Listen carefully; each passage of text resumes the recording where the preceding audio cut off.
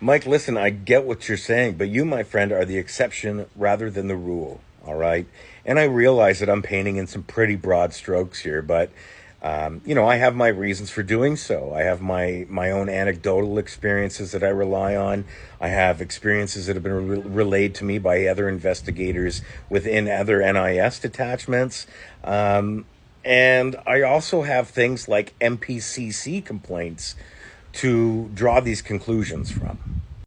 Now, I've already posted on my content here some of my own anecdotal experiences with in dealing with MPOs. All right, but yeah, by and large, in general terms, MPOs have very limited, if any, policing or investigative experience. Unlike you. All right, and I've worked with a couple of really good MPOs who actually had some experience doing investigations and some frontline policing experience. And they were great, but there weren't enough of them to go around. The majority of MPOs are vastly inexperienced and don't know what they're talking about. And to highlight this fact, outside of my own anecdotal data here and lacking any empirical data, we have this: the Fines Public Interest Hearing, which is a military police complaints commission hearing into the investigation of the death of Corporal Stuart Langridge back in 2008 by Western Region NIS.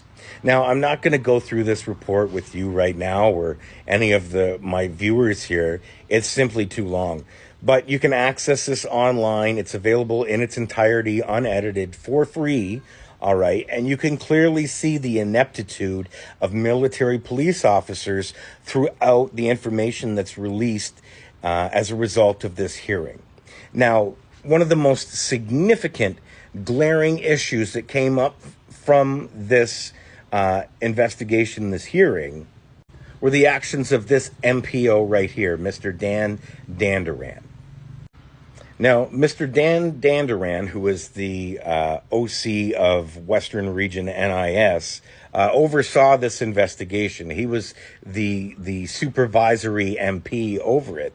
And as a result, there were a ton of issues that arose. And the most glaring, most obvious, most ridiculous one was the fact that he withheld the suicide note from Corporal Langridge for 14 months.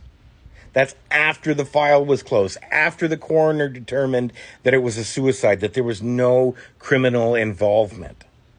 Yet, Major Dandaran believed that the suicide note was evidence. To what? The coroner had already determined that it was a suicide. There's no evidence. It's not a crime. There's no reason why the family shouldn't have gotten that note. And when questioned about it, Major Dandaran didn't even know what he was talking about. This is the ridiculous stuff that I'm talking about.